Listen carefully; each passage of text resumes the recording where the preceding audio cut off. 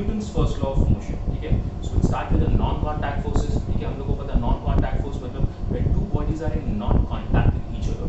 So first non contact force is nothing but your gravitational force which we have studied in chapter 2 also, ठीक है। Motion में हम लोग ने gravity पढ़ा है। So what is gravity?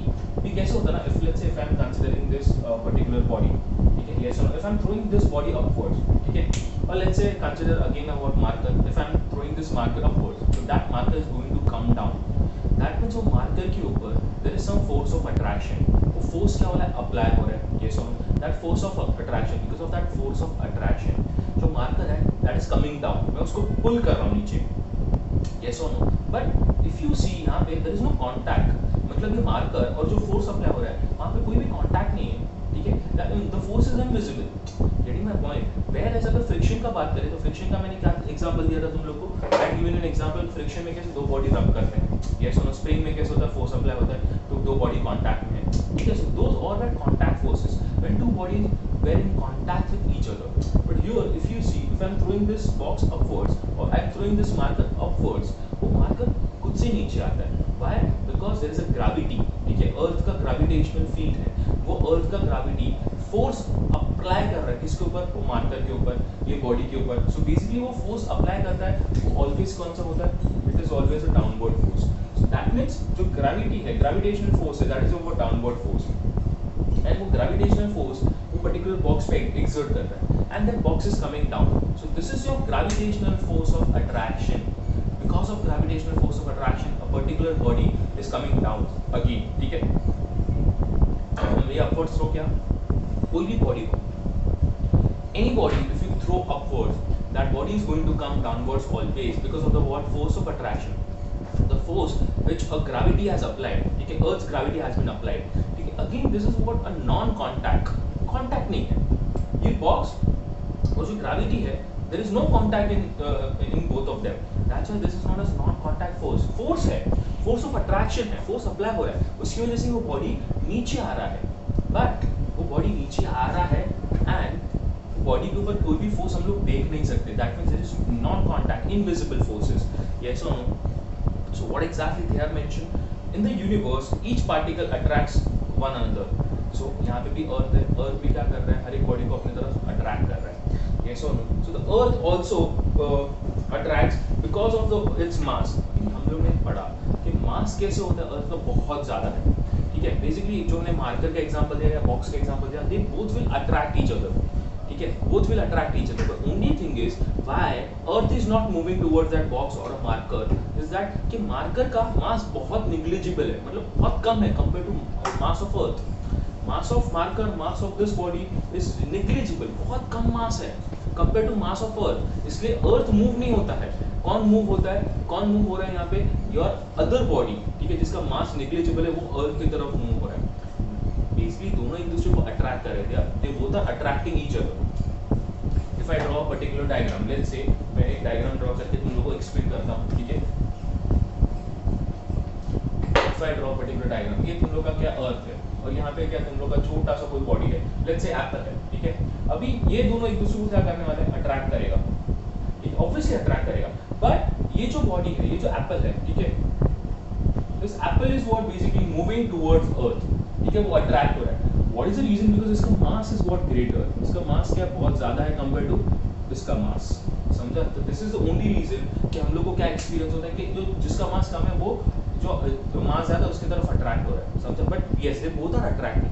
Reason है कि मास ज्यादा है इसलिए वो क्या करता है? मूव हो नहीं सकता, ठीक है।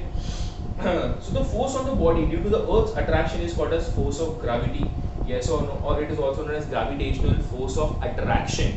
वही है, it is what basically if the body is free to move, thus it is the force due to gravity that makes the body fall, ठीक है, वो बॉडी को फॉल कर रहा है और नीचे जमीन पे अर्थ पे वापस क्या कर रहा है? खींच के लेके आ रहा है, yes or no। So the body also attracts the earth by equal force, but no motion is caused in the earth because of huge mass। see आप देखिए same thing कि दोनों एक दूसरे को क्या कर रहा है? अट्रैक्ट कर रहा है, but because of the huge mass of earth, the earth is not moving, only we can see that a small mass वाला body उसके तरफ move होगा, and this force which bringing this body towards earth is basically a gravitational force of attraction। and ये gravitational force of attraction क्या है? Non contact force है। ये सुनो एग्जांपल दिया हुआ है, no need to do that, हम लोग ने एग्जांपल ऑलरेडी कर लिया, ठीक है। फिर next is electrostatic force of attraction. Now if I talk about electrostatic force of attraction, this electrostatic force of attraction, there are two things, there are like charges and there are unlike charges, ठीक है। अगर मैं like charges के बारे में बात करूँ, ये तुम लोग का like charges, ये तुम लोग का क्या नेगेटिव चार्ज वाला है, ये तुम लोग का पॉजिटिव चार्ज वाला पार्टिकल है, ठीक है। सो दिस पोलर होता हुआ अनलाइक चार्जेस, कौन से चार्जेस है, अनलाइक, ठीक है। लाइक चार्जेस मतलब कैसे रहेंगे, लाइक चार्जेस में ये पॉजिटिव पॉजिटिव पॉजिटिव पॉजिटिव है, यहाँ भी positive positive positive. Unlike charges will attract each other, समझा नहीं समझा, हम लोग को पता है positive and negative they both attract each other, so opposite charges और unlike charges will attract each other, ठीक है, they both are charge particle. So basically the force of attraction और force of repulsion between charge particle is known as electrostatic force of attraction, is known as electrostatic force of attraction, the force between two unlike or two like charges। अभी obviously जो unlike charges है उसके बीच में force of क्या रहेगा, attraction, like charges है उसके बीच में क्या रहेगा, force of repulsion, because ये दोनों क्या है, सेम है, सेम चार्ज है, तो ये दोनों क्या हो जाएगा, एक दूसरे से रिपल हो जाएगा, समझा नहीं समझा। so this are what basically what force of attraction and force of repulsion, but which force of attraction and which force of repulsion, it is electrostatic force of attraction and electrostatic force of repulsion, because of these two forces they both are what, getting attracted or getting repelled, again there is no contact, ये दोनों क्या है, charge particle है, अगर मैं थोड़ा सा closure लेके आया, ठीक है, तो दे एक्सपीरियंस व्हाट फोर्स एंड वो एक दूसरे के साथ क्या हो जाएगा, चिपक जाएगा, स्टिक हो जाएगा, एक दूसरे के साथ कंबाइन हो जाएगा। here if this both are what basically with charges like charges, एक दोनों को जैसे क्लोज लेके आओगे they'll go away, ठीक है, वो कभी क्या होगा, एक दूसरे से अट्रैक्ट नहीं होगा, because they are repelling like charges है।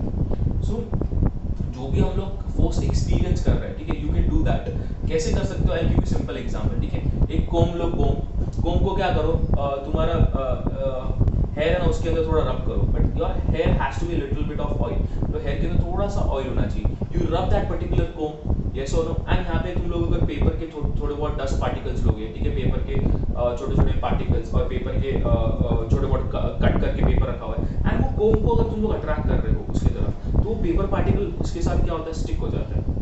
This is what basically electrostatic force of attraction, static electricity, जो हम लोग ने 8th स्टैंडर्ड में भी किया है, फिगर्स में लास्ट चैप्टर था, स्टैटिक इलेक्ट्रिसिटी। तो ये स्टैटिक इलेक्ट्रिसिटी है कि पार्टिकल्स एक दूसरे को अट्रैक्ट और रिपल कर रहे हैं, जैसे हम लोग ने इबोनाइट रॉड, ग्लास रॉड, वूल और सिल्क वो सब पढ़ा था, तो वो जो भी फोर्सेस थे वो सब इलेक्ट्रोस्टैटिक फोर्स ऑफ अट्रैक्शन ही थे, and those are the example of electrostatic force of attraction.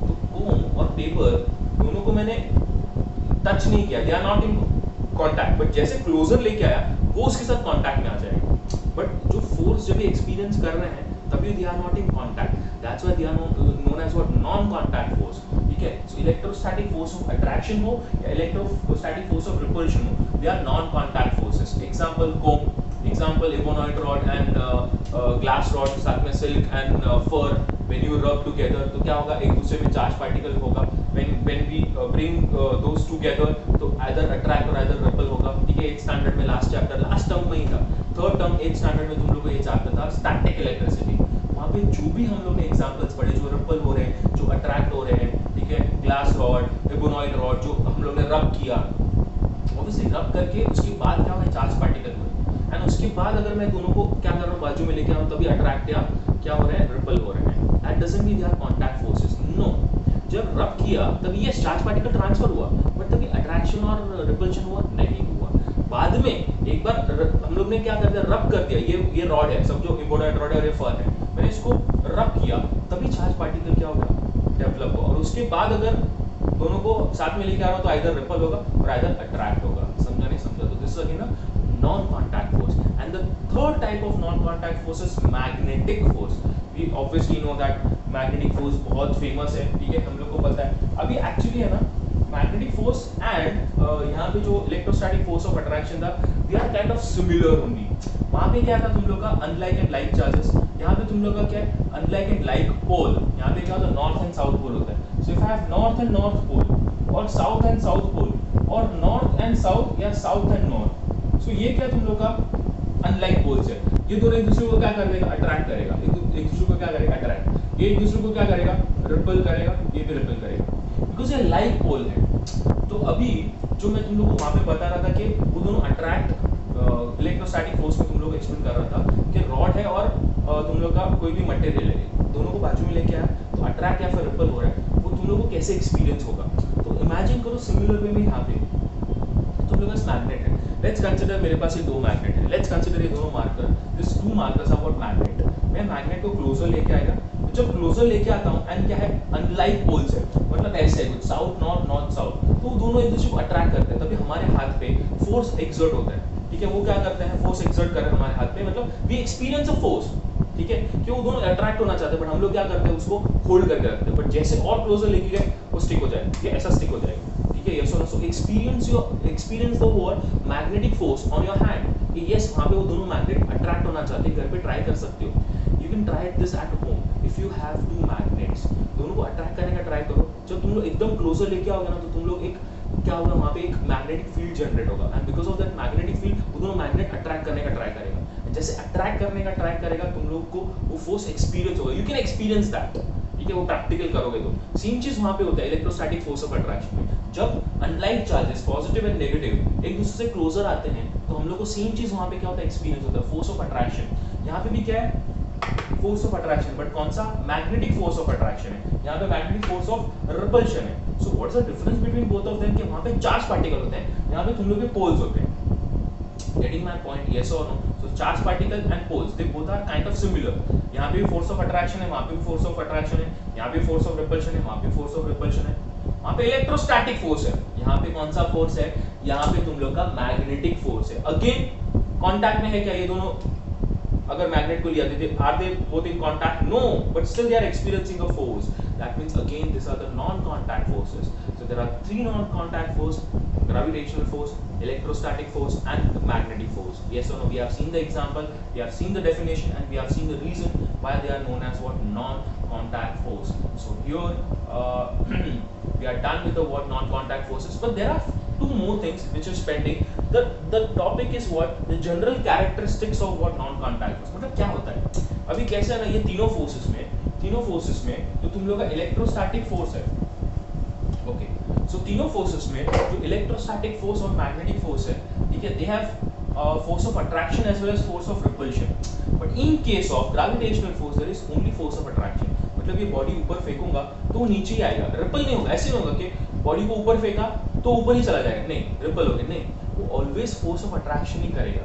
That means out of all three non contact forces, दो फोर्सेस जो हैं they are force of attraction as well as force of repulsion, magnetic and electrostatic, but gravitational force has only force of attraction, मतलब वो सिर्फ attract ही कर सकता है, वो रिपल नहीं कर सकता। ये वन ऑफ द कैरेक्टरिस्टिक्स है किसका, नॉन कांटेक्ट फोर्स का, वन ऑफ द कैरेक्टरिस्टिक्स है क्या है, नॉन कांटेक्ट फोर्स का। अभी अगर मैं तुम लोग को एग्जांपल दूं, अगर सेकंड कैरेक्टरिस्टिक्स में लूं, ठीक है, तो वहां पे कैसे है कि तुम लोग का जो फोर्स ऑफ अट्रैक्शन या फोर्स ऑफ रिपल्शन है, ठीक है, वो क्या होगा, डिक्रीज होगा विद इंक्रीजिंग डिस्टेंस। मतलब if I give an example कि अगर मैं फोर्स लिख रहा हूं, force is inversely proportional to 1/r², ये तुम लोग को फार्मूला याद रखना है, that force is inversely proportional to 1/r², मतलब जितना तुम लोग का डिस्टेंस बढ़ा उतना तुम लोग का फोर्स क्या होता जाएगा, कम होते जाएगा। यस और no, let's take an example. अगर मैं यहाँ पे ये रहा, यहाँ पे मैंने क्या लिया, मैग्नेट लिया, नॉर्थ है और यहाँ पे साउथ है, समझा।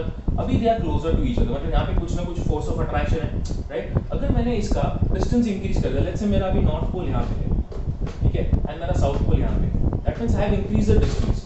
जितना डिस्टेंस इंक्रीज किया, now they both don't have any force, तो जितना क्या होगा, मैग्नेट्स, ये देखो ये दो मैग्नेट है, जितना दूर होगा उतना फोर्स दोनों के बीच में कम होगा, जितना और क्लोजर आता जाएगा फोर्स ऑफ अट्रैक्शन बढ़ते जाएगा। तो सेम चीज है, greater the distance lesser is the force of attraction or force of repulsion, greater the distance मतलब जितना ज्यादा फोर्स है उतना डिस्टेंस क्या होगा, कम होगा, मतलब जितना क्लोजर रहेगा उतना क्या होगा, दोनों पे फोर्स ऑफ अट्रैक्शन ज्यादा होगा। सो this is the second characteristics, yes और नो, वो तीनों नॉन कांटेक्ट फोर्स के लिए एप्लीकेबल है, समझा नहीं समझा, मतलब बोलो सर ग्रेविटी के लिए कैसे, जितना तुम लोग का बॉडी अर्थ से जितना दूर जाएगा ना, उतना ग्रेविटेशनल फोर्स ऑफ अट्रैक्शन कम होते जाता है, उतना ग्रेविटी वो बॉडी पे कम अप्लाई होगा, ठीक है। जैसे सैटेलाइट का एग्जांपल, सैटेलाइट क्या करता है, एकदम ह्यूज स्पीड के साथ, वेलोसिटी के साथ वो क्या करता है, ट्रैवल करता है, ठीक है, अर्थ से। तो इतना स्पीड ज्यादा होता है कि धीरे धीरे उसका क्या होता है, जो अर्थ का ग्रेविटी है वो उसके ऊपर एक्ट ही नहीं करता।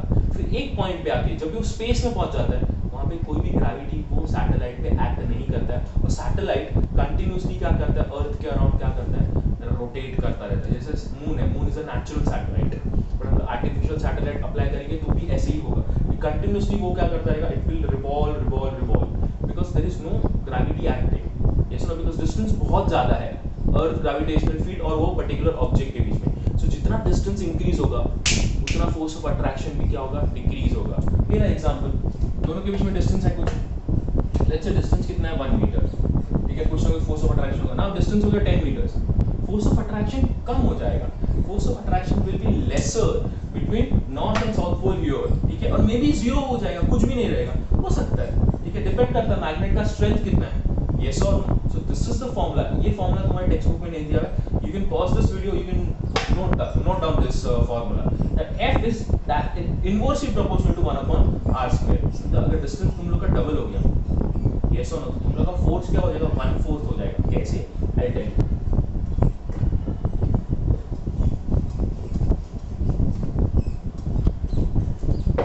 मेरे पास फॉर्मूला क्या है, f is inversely proportional to 1 upon r square। अगर मैंने डिस्टेंस क्या किया, मैंने डिस्टेंस को क्या कर दिया, डबल, मतलब डिस्टेंस डबल मतलब 1 अपॉन r का क्या हो गया, r को डबल कर दिया, तो फोर्स कितना हो जाएगा, force will be equal to कितना हो जाएगा, f इज इक्वल टू 1/4, मतलब force will become 1/4।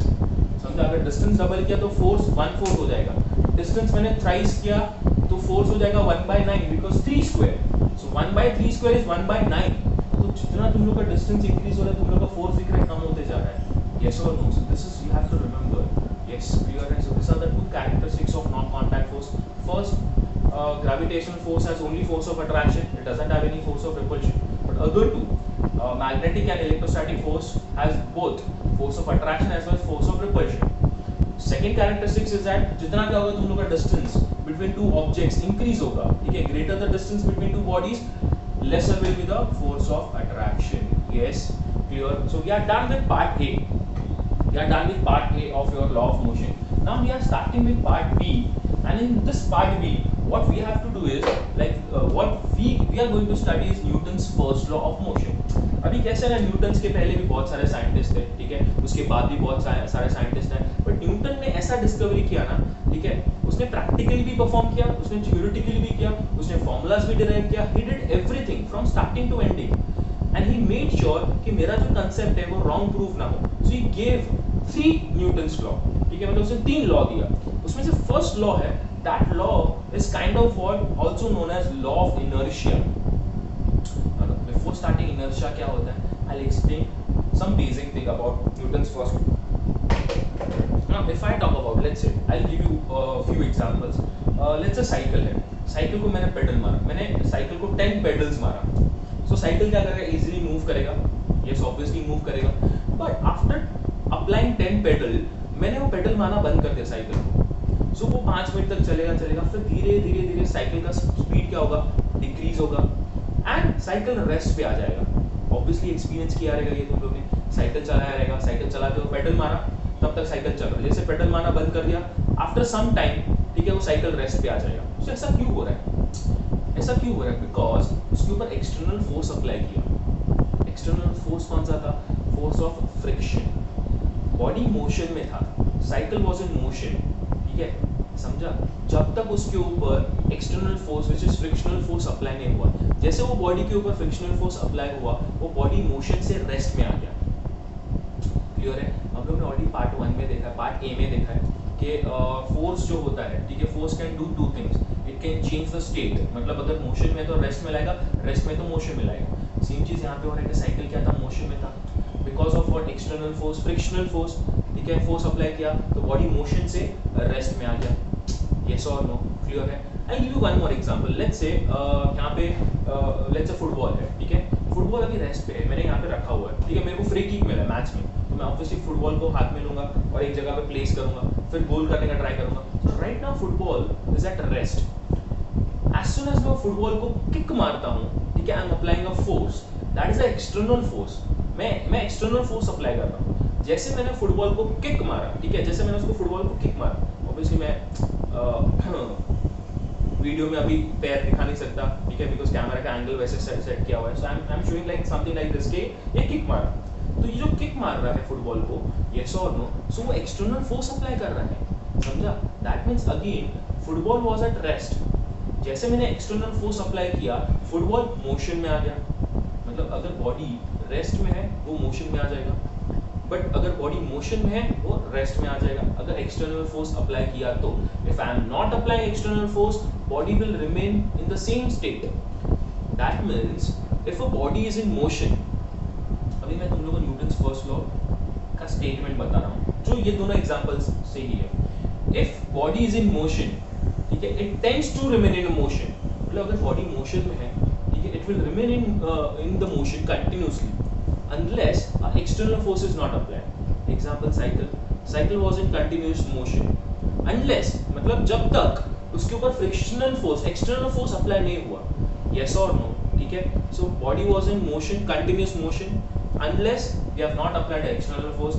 Similarly body was at rest, मतलब फुटबॉल जो था वो रेस्ट पे था जब तक कोई प्लेयर आके या फिर कोई भी चीज आके उसके ऊपर external force apply नहीं किया, till that time that body will be in rest only. So the statement is that, ठीक है, if a body is in motion, it will tend to remain in motion, मतलब वो motion में ही रहना चाहता है. If a body is at rest, body will tend to remain in rest unless an external force is not applied. This is the Newton's law. Newton's ने यही चीज explain किया कि जब तक बॉडी रेस्ट में है वो रेस्ट में ही रहना चाहता है, वो कभी भी मूव नहीं होगा. If a body is in motion, तो मोशन में ही रहेगा, ठीक है, कभी भी रेस्ट में नहीं आएगा जब तक कंडीशन, ठीक है. नोट, क्या note? External force is not applied. तो स्टार मार्क करके मैं लिख सकता हूं एक्सटर्नल फोर्स, ठीक है, जब तक एक्सटर्नल फोर्स अप्लाई नहीं किया हुआ है. मोशन में क्या था? मोशन वाले एग्जांपल में एक्सटर्नल फोर्स क्या था? Frictional force was your external force, yes और नो. और जब भी बॉडी रेस्ट में था, ठीक है, यहाँ पे साइकिल का एग्जांपल है, यहाँ पे किसका है? फुटबॉल का एग्जांपल है, ठीक है. Body was in rest, motion में था, फ्रिक्शनल फोर्स अप्लाई किया, बॉडी कहाँ पे आ गया? ठीक है, बॉडी क्या था? मोशन में था, फ्रिक्शनल फोर्स अप्लाई किया, बॉडी कहाँ पे आएगा? रेस्ट में आ गया, ठीक है. बॉडी रेस्ट में था, मैंने क्या किया? एक्सटर्नल फोर्स अप्लाई किया, एक्सटर्नल फोर्स अप्लाई किया, बॉडी क्या आ गया तुम लोग का? रेस्ट से क्या हो गया? मोशन में आ गया, ठीक है. समझा नहीं समझा? तो जब भी मैंने फोर्स अप्लाई किया, can you see your motion का रेस्ट में कन्वर्ट नहीं होगा, तब तक बॉडी मोशन में ही था, तब तक साइकिल वाज इन मोशन, तब तक बॉल वाज इन रेस्ट. जैसे ही मैंने external force, frictional force cycle पे अप्लाई किया, जैसे फ्रिक्शनल फोर्स मैंने साइकिल पे अप्लाई किया, ये साइकिल रेस्ट पे आ गया, obviously after some point of time, but आ गया रेस्ट पे, ठीक है. बॉल क्या था? रेस्ट पे था, जब तक मैंने एक्सटर्नल फोर्स अप्लाई नहीं किया बॉल पे, वो मोशन में नहीं आया. That means as soon as I apply external force, उसका स्टेट चेंज हो रहा है, मोशन से रेस्ट, रेस्ट से motion. So this is only your statement for what? Newton's first law, ठीक है. So I will read that particular statement. Already मैंने वो स्टेटमेंट बोला है, but just will go through that particular statement, what exactly they have mentioned. Okay, so what they are saying is that they have also given few examples. They are given from the above decision, from this above two examples, ठीक है. What we can conclude that? We can conclude two things. If a body is at rest, it remains at rest unless external force is not applied. Yes, here. If a body is at rest, if a ball, यहाँ पे ball है, if a ball is at rest, it will remain in rest unless an external force is not applied. Then only उसका क्या होगा? State change होगा. तब तक वो rest में रहेगा. समझा? If a body is in motion, it will remain in the motion unless an external force is not applied, then it will change its state. So this is your conclusion from these two examples we have given, and from this conclusion we have the statement for what? Statement for Newton's first law. The statement states that according to Newton's first law of motion, if a body is in rest, it will remain in the rest, and if a body is in state of motion, it will remain in the what? State of motion, okay, with the same speed unless an external force is not applied. मतलब body अगर rest में है वो rest में ही रहेगा, if a body is in motion वो motion में ही रहेगा with the same speed. अभी तक फ्रिक्शन अप्लाई नहीं किया तो ऑब्वियसली जो साइकिल है वो सेम स्पीड के साथ ही मूव होते रहेगा. समझा नहीं समझा? unless an external force is not applied. This is what Newton's first law. जब तक एक्सटर्नल फोर्स अप्लाई नहीं करोगे, कोई भी बॉडी का स्टेट चेंज नहीं होगा, वो वही स्टेट में रहेगा. मोशन है तो मोशन, रेस्ट है तो रेस्ट। सिंपल कंक्लूजन है कि एक्सटर्नल फोर्स जब तक अप्लाई नहीं करोगे बॉडी का स्टेट सेम रहेगा। अगर वो मोशन में है, मोशन में रहेगा, बॉडी रेस्ट पे है तो रेस्ट पे ही रहेगा। This was Newton's first law and उसने ये सब एग्जांपल दिया है ना, ठीक है, उसने लाइव एग्जांपल्स दिए ये सब एंड ट्रू है, it is true, yes yes और नो, ठीक है। So this was Newton's first law and जब भी जैसे ही मैंने तुम लोगों को बोला कि Newton's first law is also known as law of inertia, ठीक है। so law of inertia is nothing but Newton's law only, दोनों सेम ही है। but inertia, there is a term inertia, inertia होता क्या है, explain। तुम्हारे बॉडी के अंदर inertia होता है, मतलब वो क्या करता है, वो रेजिस्ट करता है, ठीक है, उसका स्टेट चेंज होने का, उसको inertia kind of बोलते हैं। so क्या है inertia का definition, the property of an object by virtue of which it tends to retain its state of rest or state of motion, मतलब जिसको चेंज नहीं होना है, जो क्या कर रहा है, अपोजिशन कर रहा है, जो रेजिस्टिव नेस बता रहा है, ठीक है, जो बोलता है कि नहीं भाई मुझे क्या हो रहा है, चेंज नहीं होना है, उसको इनर्शिया बोलते हैं। आई नो अभी भी नहीं समझा, I give you to examples, ठीक है, बहुत सिंपल एग्जांपल्स, और मैं तुम लोगों को इनर्शिया का डेफिनेशन उसके साथ रिलेट करके एक्सप्लेन करूंगा, ठीक है।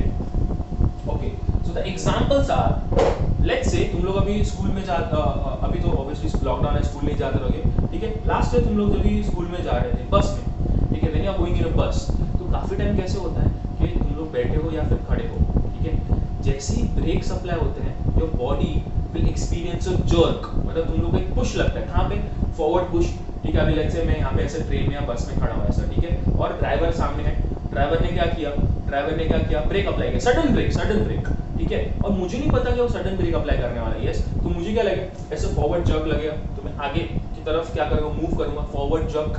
Now why this is happening, because my body has inertia, मेरे बॉडी के अंदर इनर्शिया है, जो क्या बोलता है कि नहीं भाई मैं मोशन में था, मैं बस के साथ मोशन में था, बस मोशन में था, बस चल रहा था, मेरा बॉडी भी क्या था, मोशन में था, my body was also moving. जब भी तुम लोग बस या ट्रेन में हो तो तुम लोग एक्सपीरियंस करते हो तुम्हारा बॉडी भी ऐसे थोड़ा बहुत मूव हो रहा है, that means my body was in motion with बस एंड जैसे एक्सटर्नल फोर्स मतलब ब्रेक अप्लाई हुआ, जैसे एक्सटर्नल फोर्स ब्रेक अप्लाई हुआ, मेरे बॉडी का अंदर का इनर्शिया बोलता है नहीं भाई मैं मोशन में, मुझे मोशन में रहना है, एंड वो क्या करता है, फोर्स अप्लाई करता है, बट ऑब्वियसली जो इनर्शिया जो फोर्स होता है बहुत कम होता है, इसलिए वो क्या करता है, हमारे बॉडी को रेस्ट में आने से कंट्रोल नहीं कर सकता, हमारा बॉडी रेस्ट में आ जाता है, मतलब बस अगर रेस्ट में आ गया तो हमारा बॉडी भी जर्क लेके रेस्ट पे आ गया, बराबर कि नहीं, क्यों, बिकॉज जो इनर्शिया का फोर्स है हमारे बॉडी के अंदर, जो इनर्शिया है बहुत छोटा फोर्स होता है, एंड जो एक्सटर्नल फोर्स अप्लाई किया दैट इज अ लार्जर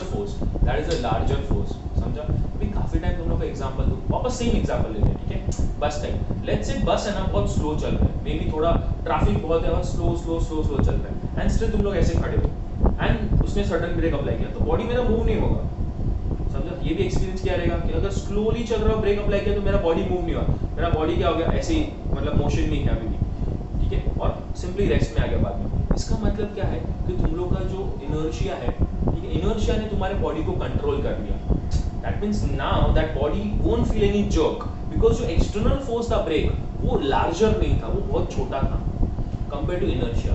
जब लार्जर एक्सटर्नल फोर्स अप्लाई होता है तभी तुम्हारा बॉडी क्या करता है, फॉरवर्ड जर्क फील करता है, समझा नहीं समझा, मतलब इनर्शिया इज व्हाट बेसिकली जो क्या करता है, अपना स्टेट को रिटेन करना चाहता है, समझा नहीं समझा, अपने स्टेट को अगर मोशन में है तो उसको मोशन में ही रहना है, हमारे बॉडी को, वो इनर्शिया है, जो हमारे बॉडी को मोशन में है और मोशन में ही रहना है, वो जो टर्म है, जो वर्च्यू है, उसको बोलते हैं तुम लोग इनर्शिया।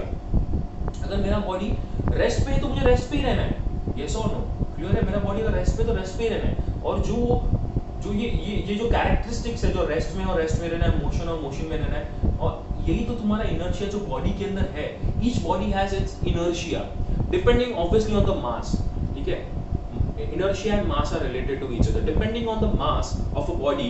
हर एक बॉडी के पास क्या होता है, inertia होता है, हर एक बॉडी के पास क्या होता है, inertia होता है, समझा। सो यही एग्जांपल था कि मेरा बॉडी जब बस में ट्रैवल कर रहा था, मेरा बॉडी क्या था, मोशन में था, ठीक है, जैसे ही बस ड्राइवर ने ब्रेक अप्लाई किया, ब्रेक मतलब एक्सटर्नल फोर्स, मेरा बॉडी फॉरवर्ड जर्क हुआ और मैं भी रेस्ट में आ गया, पर फॉरवर्ड जर्क क्यों लगा, बिकॉज ऑफ इनर्शिया ने अपोज किया, नहीं मेरे को रेस्ट में नहीं आना, मेरे को मोशन में ही रहना है, बट अभी बॉडी के पास कुछ ऑप्शन नहीं था, बिकॉज बस भी रेस्ट में आ गया तो उसको भी रेस्ट में आना ही पड़ा, प्लस जो ब्रेक अप्लाई किया एक्सटर्नल फोर्स वो बहुत लार्जर था, इसलिए हमारा बॉडी रेस्ट में आ गया मोशन से।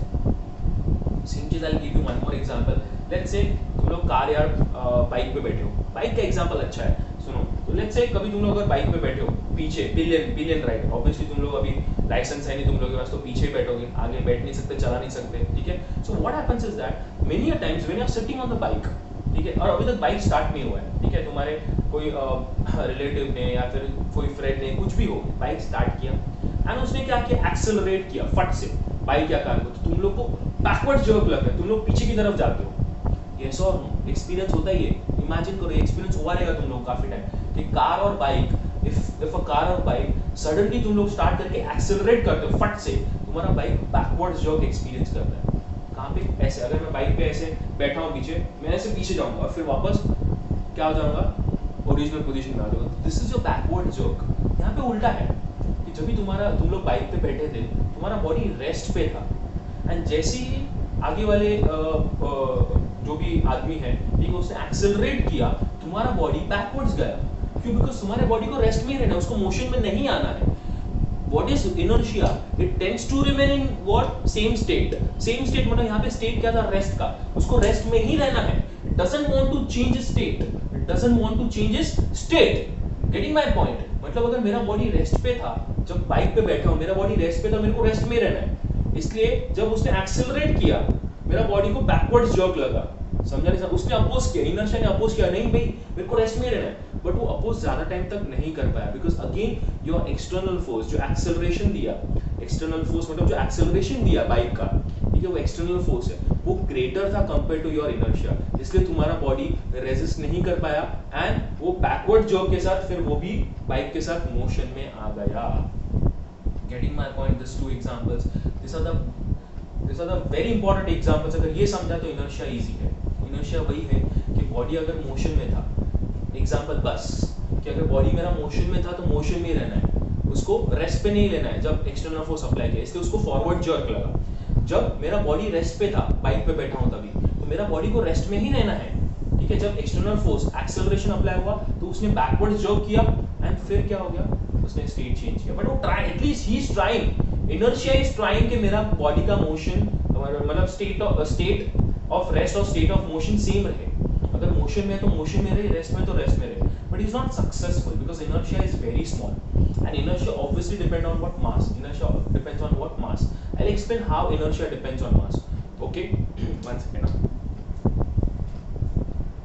Okay, great. So inertia depends on what मास, मैंने तुम लोगों को बोला, ठीक है। I just go through the definition of inertia again, फिर इनर्शिया और मास का रिलेशन फाइंड करेंगे, ठीक है। सो inertia the property of an object, object के पास एक प्रॉपर्टी होता है, of a virtue of which it tends to retain, मतलब वो बॉडी को रिटेन करना है, स्टेट ऑफ रेस्ट और state of motion is called as inertia. उसको स्टेट ऑफ रेस्ट और स्टेट ऑफ मोशन में रहना है, ऐसा प्रॉपर्टी खुद बॉडी, हर एक बॉडी के पास वो प्रॉपर्टी होता है। समझा नहीं समझा? क्लियर? ये इनर्शिया हो गया, समझा? तो इनर्शिया भी पार्ट प्ले करता है न्यूटन्स फर्स्ट लॉ के अंदर, हम लोग ने देखा ही। न्यूटन्स फर्स्ट लॉ या फिर law of inertia is one and the same, statement दोनों का सेम है जो तुम्हारे टेक्स्ट बुक में दिया हुआ है वही, but definition of inertia is different. What is definition of inertia? It is a property of a body, of a virtue. If a body is in state of rest, it tends to remain in state of rest. If a body is in what motion, it tends to remain in motion. This is the what definition of inertia. Getting my point? Yes or no? Yes, very good. Now we'll talk about what the relation between mass and inertia. ठीक है, mass and inertia. अभी कैसे होता है ना, जितना greater the mass, greater is the inertia that particular body has. मतलब relation क्या है? that your mass and inertia, ठीक है, are directly proportional, मतलब mass is directly proportional to your inertia.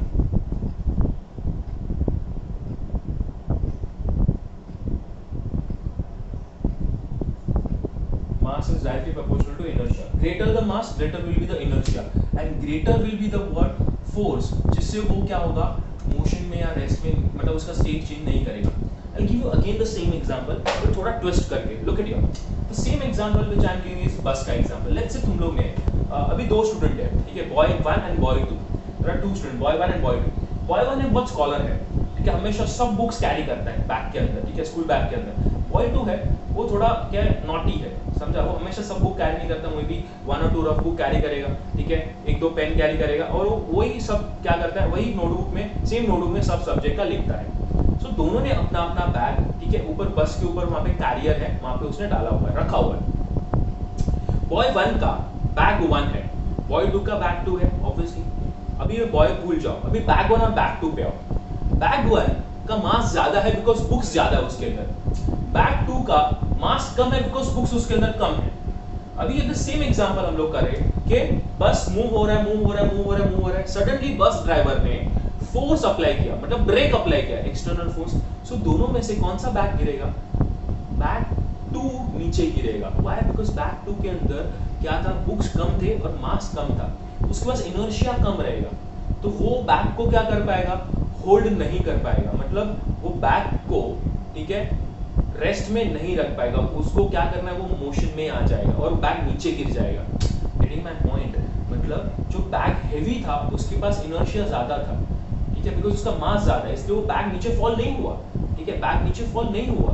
वही चीज यहाँ पे है कि यहाँ पे ये बैग का मास क्या बहुत कम है, तो इनर्शिया कम है, तो दैट बैग फेल डाउन।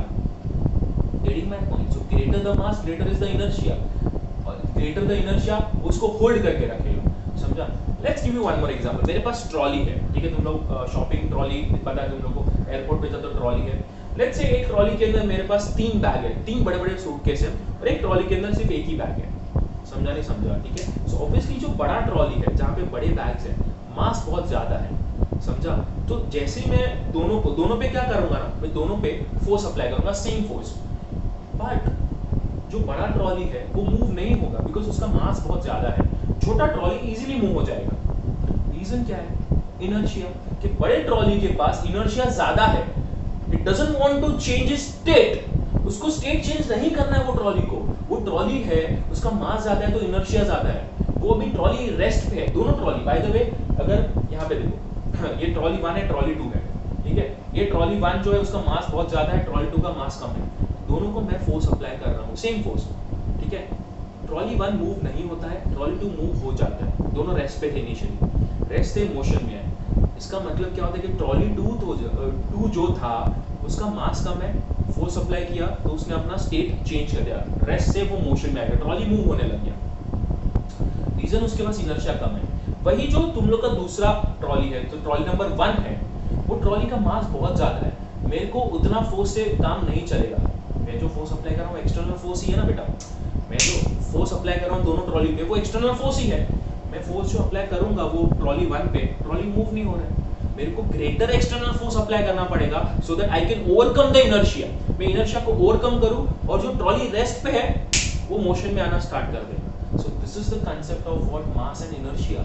जितना ज्यादा मास होगा उतना ज्यादा इनर्शिया होगा, और इनर्शिया की वजह से बॉडी क्या करेगा, बॉडी रेस्ट में से मोशन में आने ना बोलेगा, समझा? ना बोलेगा मतलब ऑब्वियसली वो रेजिस्ट करेगा, इसलिए तो वो जो ट्रॉली है वो रेस्ट से मोशन में नहीं आ पाया, समझा नहीं समझा? बिकॉज उसके पास बहुत ज्यादा इनर्शिया है और मैं जो फोर्स अप्लाई कर रहा हूँ वो फोर्स बहुत छोटा है, बहुत कम है, सो मैं ओवरकम नहीं कर पा रहा हूँ फोर्स ऑफ इनर्शिया को, समझा? अगेन एक बार लास्ट टाइम, जो बड़ा ट्रॉली है उसके पास इनर्शिया ज्यादा है बिकॉज उसका मास भी ज्यादा है। जितना ज्यादा मास है उतना ज्यादा इनर्शिया है।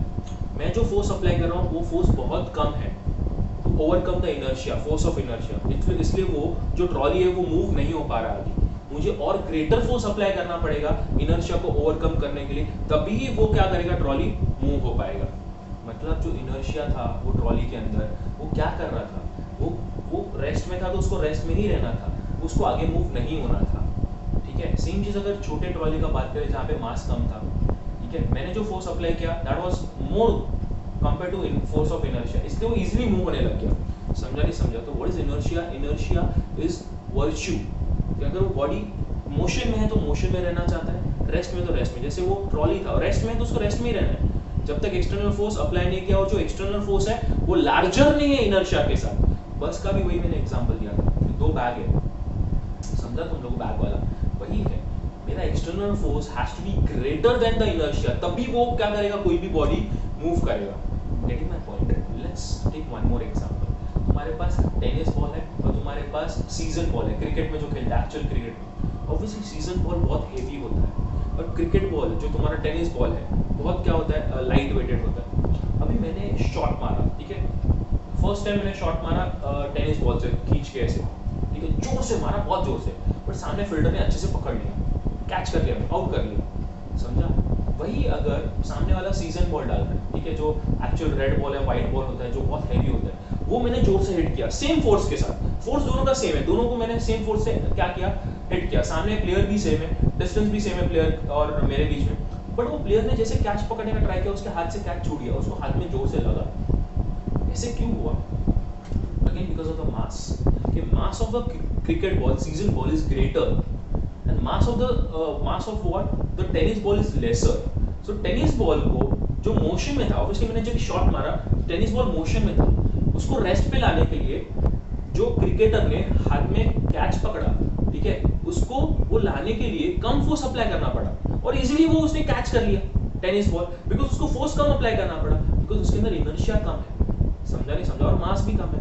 बट वही जब ये सीजन बॉल था, समझा, सीजन बॉल था, हेवी बॉल था, जब मैंने वो शॉट मारा, ठीक है, सेम स्पीड के साथ, सेम फोर्स के साथ, सब कुछ सेम है, जब वो क्रिकेटर ने कैच करने का ट्राई किया, वो कैच नहीं कर पाया, बिकॉज उसने जो अप्लाई किया था फोर्स, वो कम फोर्स अप्लाई किया था, सो दैट उसके हाथ से वो बॉल छूट गया और बाउंड्री की तरफ बॉल भाग गया, वो समझा, बिकॉज वो मोशन में ही रहेगा, वो स्लो डाउन हो गया ऑब्वियसली, बट वो बॉल अभी भी मोशन में ही है, समझा, मतलब वहां पे मास ज्यादा था, तो इनर्शिया वो बॉल के पास ज्यादा था, इसलिए मैंने जो फोर्स अप्लाई किया was not enough to what changes state, motion से वो बॉल को रेस्ट पे लाने के लिए जो मैंने फोर्स अप्लाई किया वो इनफ नहीं था, बॉल क्या गया, बाउंड्री की तरफ गया, 4 रन मिल गया मेरे को, समझा, तो फर्स्ट टाइम आउट हो गया, सेकंड टाइम 4 रन मिला मेरे को, रीजन इनर्शिया, मास जितना ज्यादा उतना इनर्शिया ज्यादा था बॉल के अंदर। This is what basically mass and inertia का relation, that mass and inertia are directly proportional to each other.